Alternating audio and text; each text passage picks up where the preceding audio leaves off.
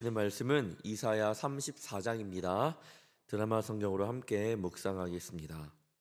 14장.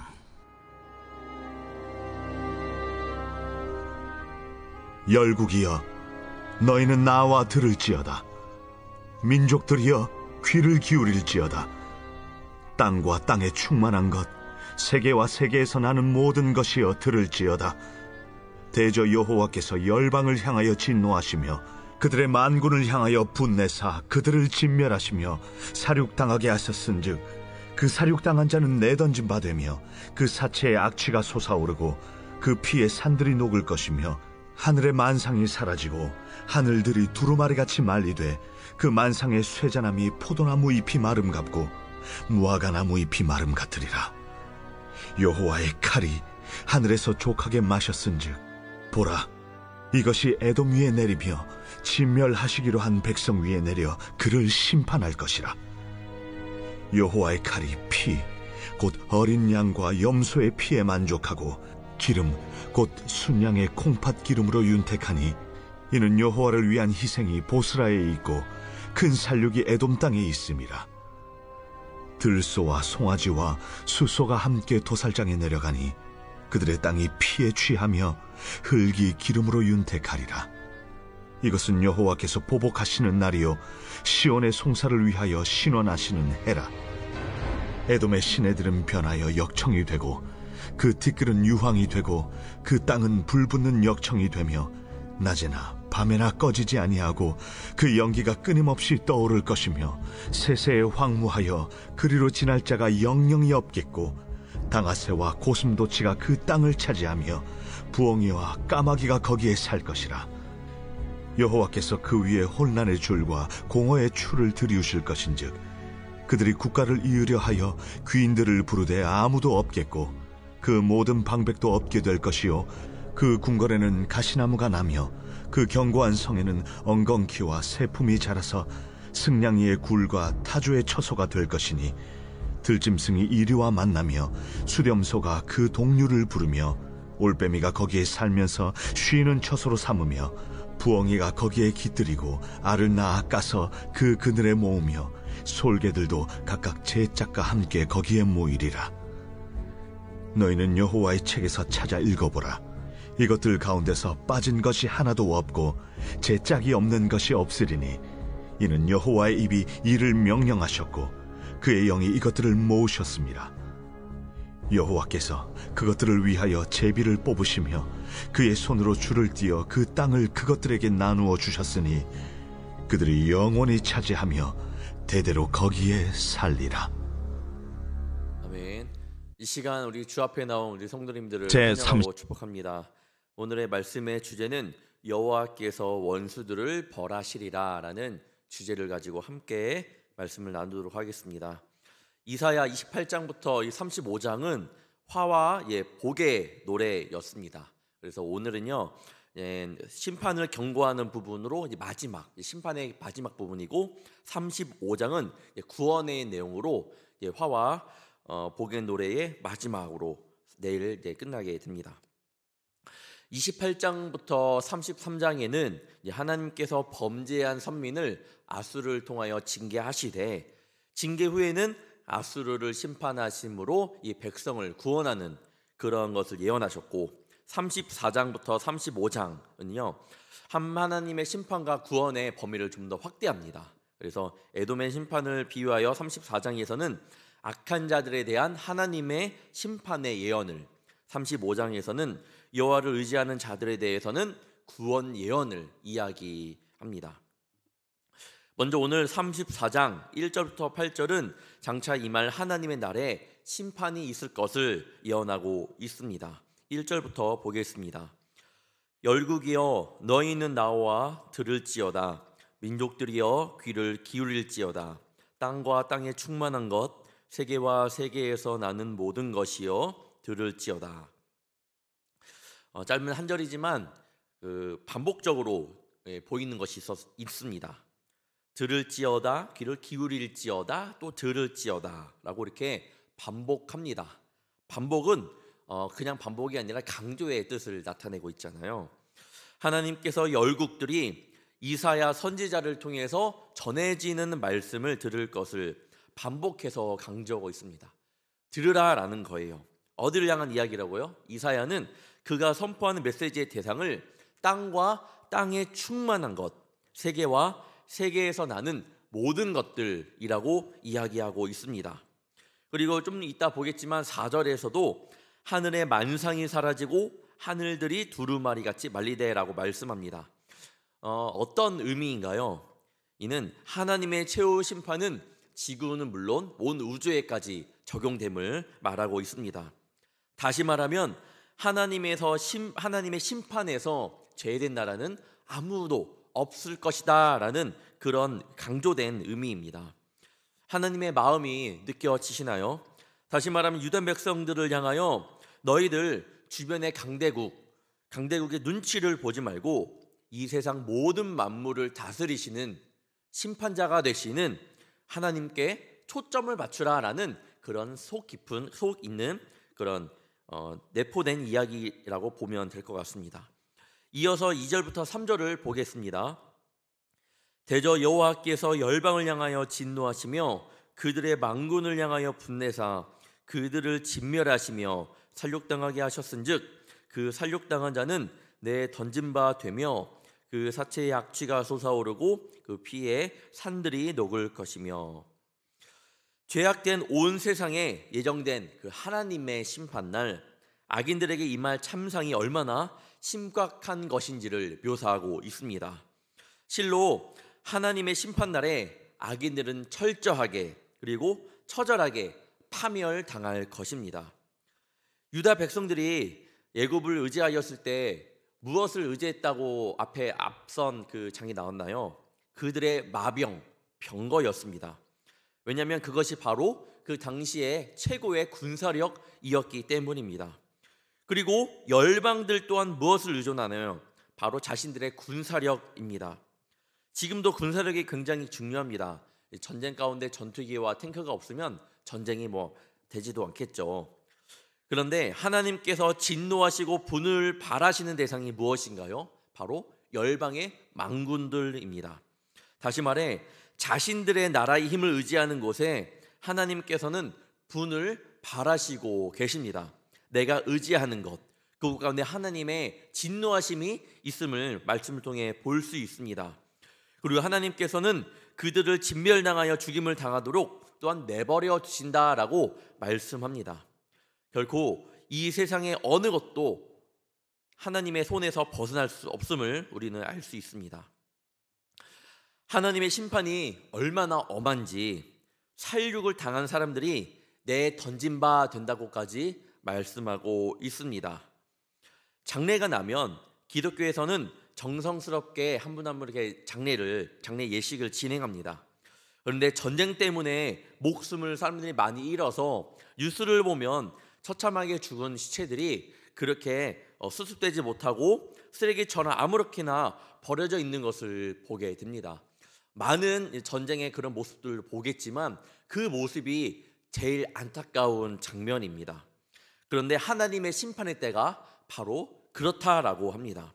수습되지 못한 시신에서 나는 악취가 진동할 것이라고 말씀합니다. 그래서 산에서 물이 내려오지 않고 피가 내려올 것이라고 또한 이야기하고 있습니다. 정말 하나님을 잘 믿는 자녀가 되어야 합니다. 이어서 4절을 보겠습니다. 하늘의 만상이 사라지고 하늘들이 두루마리 같이 말리되 그 만상의 쇠잔함이 포도나무 잎이 마름 같고 무화과 나무 잎이 마름 같으리라. 또 그때 어떻게 된다고 말씀하고 있나요? 그 날에는 하늘의 만상이 사라지고 하늘이 마치 두루마리가 말리듯이 말릴 것이라고 이야기를 합니다. 또한 포도나무와 무화과나무 잎이 말라 떨어지듯이 한다고 이야기하고 있는데, 이제 가을이 오면요 나뭇잎이 떨어진 곳을 지나가면 그 나뭇잎을 밟으면 바스락 소리가 납니다. 나뭇잎 안에 수분도 있고 생생하면 절대 그러지 않겠지만 시든 나뭇잎 또 마른 나뭇잎을 밟으면 그렇게 손으로 조금만 만져도 금방 형체를 알아볼 수 없을 정도로 산산이 부서집니다. 심판의 모습이 바로 이렇습니다. 우리가 나무님을 조금이라도 바스락 쥐일 때에 좀 작은 힘으로도 가능하잖아요. 정말 쉽게 하나님의 심판의 모습 때는 우리가 아무리 이렇게 지금 건강하게 살아있다 하더라도 하나님의 심판 때는요, 우리는 티끌 같은 그런 존재밖에 되지 않음을 이야기합니다. 5절부터 7절을 또한 이어서 보겠습니다.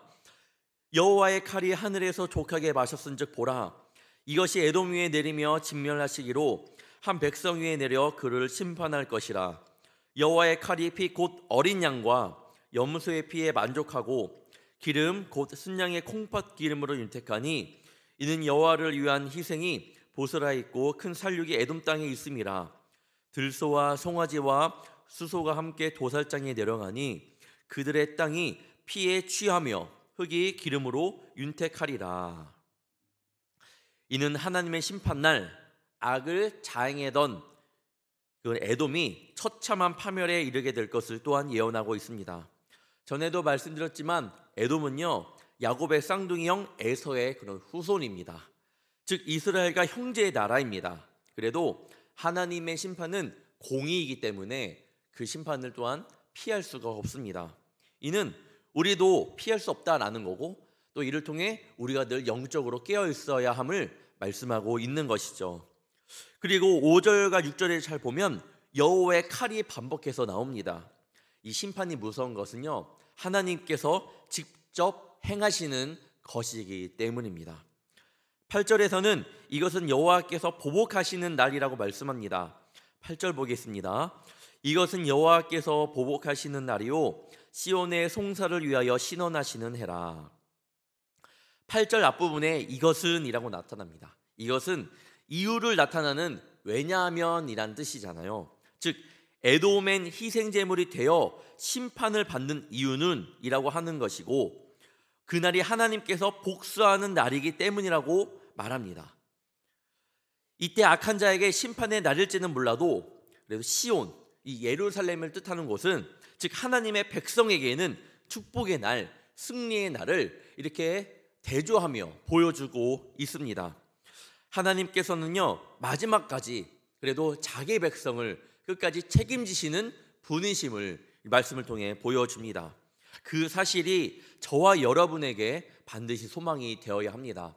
하나님의 심판은요, 우리에게 구원의 날이 되기 때문입니다. 9절부터 17절까지는 심판이 이루어진 후 땅의 최후의 모습에 대해 말하는데, 9절부터 10절을 보겠습니다.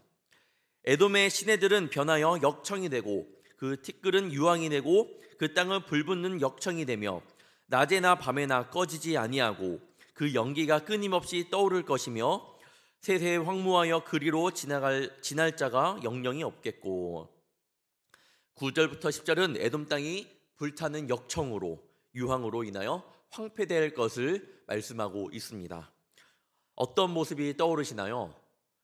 구약에서 하나님께 불로 심판받은 그런 소돔과 고모라가 아마 떠오를 겁니다.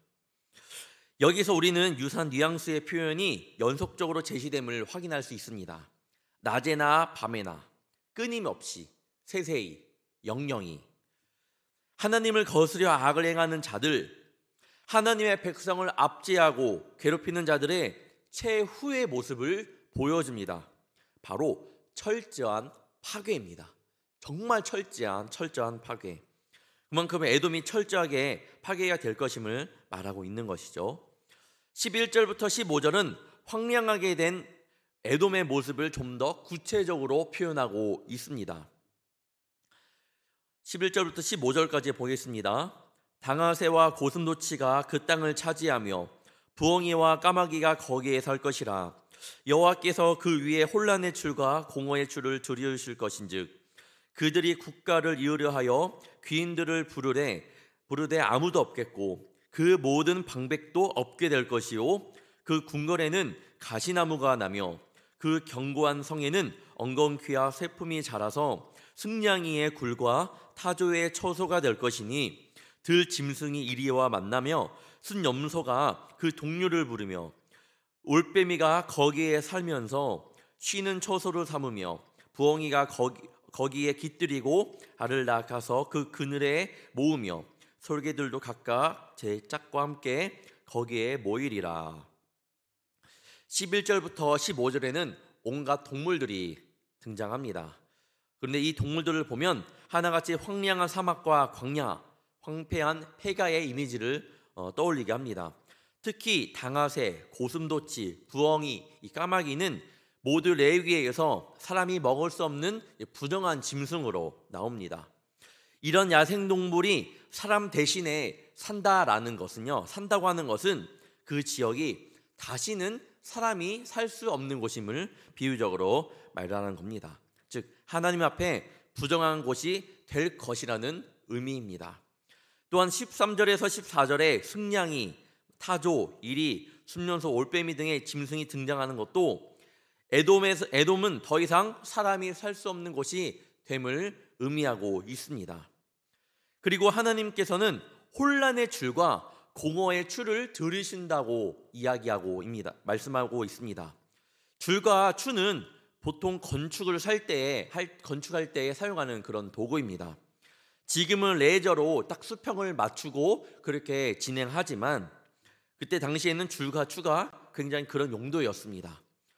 이 뜻은 정확함, 한치의 오차 없이 아주 정확하게 그런 의미를 가지고 있습니다. 그런데 오늘 본문에서는 에돔의 파멸을 위해 사용되는 물건으로 제시됩니다. 특히 혼란의 뜻은 형태 없음, 뒤엉켜 있음이라는 의미이고, 공허의 의미는 텅 빔이라는 그런 의미를 지니고 있습니다. 이 두 표현은 창세기 1장 2절에 나오는 땅이 혼돈하고 공허하며라는 그런 말씀과 같은 표현으로 여호와께서 이 세상의 질서를 가져오기 전에 무질서하고 혼란하고 공허한 땅의 모습을 나타내기 위하여 사용하고 있습니다. 하나님께서 에돔을 창세기 1장 2절에 묘사되는 무질서한 혼돈의 상태, 즉 저주의 상태로 만드실 것임을 나타내고 있습니다. 즉 그때가 오면 아무리 이젠 줄과 추가 있더라도 하나님의 심판의 때가 오면 그런 정확히 우리의 그런 심판을 재는 그런 줄과 추가 있다 하더라도 그때 돼서는 하나님의 심판 앞에서는 무용지물이 됩니다. 하나님께서 우리에게 기회를 주실 때에 그 기회를 반드시 잡는 저와 여러분이 되기를 축원합니다. 마지막으로 에돔은 얼마나 황폐하여 죽은 사체가 많은지 솔개들이 싸우지 않을 뿐만 아니라 제 짝과 함께 천천히 먹어도 먹이가 남아도 없는 지경이 되었다고 말씀합니다. 이어서 16절, 17절을 보겠습니다. 너희는 여호와의 책에서 찾아 읽어보라. 이것들 가운데에서 빠진 것이 하나도 없고 제 짝이 없는 것이 없으리니 이는 여호와의 입이 이를 명령하셨고 그의 영이 이것들을 모으셨음이라. 여호와께서 그것들을 위하여 제비를 뽑으시며 그의 손으로 줄을 띄어 그 땅들을 그것들에게 나누어 주셨으니 그들이 영원히 차지하며 대대로 거기에 살리라. 16절에서 17절에 의하면 그 짐승들이 이제 아주 치밀하게 폐허의 그 털을 차지하는 모습이 나옵니다. 즉 거룩한 전쟁을 통해 에돔을 멸망시키고 이제는 에돔 땅을 이제 사람들이 아닌 동물들이 쌍쌍이 이 짝을 지어서 번성하기 아주 좋은 보금자리가 된다는 뜻입니다. 마치 하나님께서 이스라엘에게 기업의 땅을 제비 뽑아서 이렇게 할당해 주셨듯이 에돔 땅을 야생동물이 일하는 이 새 거주자들에게 할당해 주심을 말씀합니다. 이는 다시는 에돔이 재건되지 않음을 의미하고 있는 것이죠. 말씀을 통해서 한 민족의 가장 처참한 이 소멸의 모습을 자세하게 보았습니다. 무섭기도 하면서 반대로 우리 이렇게 하나님을 믿는 것이 얼마나 축복인지 다시 한번 우리의 믿음을 점검하는 시간이 되기를 바랍니다. 오늘 우리의 삶은 우리를 미워하며 시기하는 세상 사람들과의 그런 부딪힘의 연속입니다. 그리고 앞으로 이런 믿음 때문에 더 그렇게 싸울지도 모르겠습니다. 하지만 오늘 말씀에서 하나님께서는 우리에게 그리스도인의 길을 포기하지 말고 묵묵히 걸어 나가라는 그런 깊은 말씀을 우리는 알 수 있습니다. 그리고 결국 하나님을 저버린 자, 하나님을 더욱더 떠난 자는 하나님의 심판을 피하지 못함을 말씀 통해 보았습니다. 즉 주님께서 걸어가신 그 길만이 우리의 생명길이 됩니다. 오늘 하루도 우리의 속사람이 언제나 하나님을 향하길 바랍니다. 그리고 그 속사람이 세워지고 그 세워진 그 속사람이 결국에는 우리 겉사람으로 나타나는 귀한 한 날 되시기를 주님의 이름으로 축원합니다. 기도하겠습니다. 사랑의 주님, 오늘 말씀을 통하여 하나님의 심판의 준엄함을 살펴보며 우리도 주님 앞에 제대로 서 있지 않으면 그 시험을 피할 수 없음을 다시 한번 느끼며 나아갑니다. 우리가 언제 주 앞에 설지 모르지만 매일 매순간 하나님께 우리의 삶을 드리며 하나님과 동행하는 귀한 자녀들 되게 하옵소서. 또한 이 세상이 우리를 공격한다 하더라도 두려워하지 않는 것은 그들을 향한 하나님의 심판이 있으며 우리를 향한 하나님의 보호하심을 믿기 때문입니다. 오늘도 그 믿음 안에서 인내하며 담대한 마음을 가지고 주님의 길을 걸어나가는 우리 멋진 그리스도인들이 될 수 있도록 주께서 도와 주시옵소서. 오늘도 주님 앞에 11조헌금과 1천 번째 예물을 주님 앞에 드립니다. 모든 물질보다 위에 계신 주님께 마음을 드렸사오니 받아주시며 예물을 드린 손길들을 기억하여 주사 그 마음의 소원과 바람을 주께서 아시오니 들으시고 또한 응답하여 주옵소서. 그 삶이 그 가정이 주의 마음을 깊이 깨닫게 하여 주시고 그 가운데 주님의 은혜를 깊이 경험하게 하여 주옵소서. 오늘도 한날을 살아갈 때에 우리의 삶의 전부를 하나님께 초점 맞추고 살아가게 하시며 삶의 구석구석에서 하나님을 드러내며 하나님의 흔적을 남기는 귀한 한날 되게 하옵소서.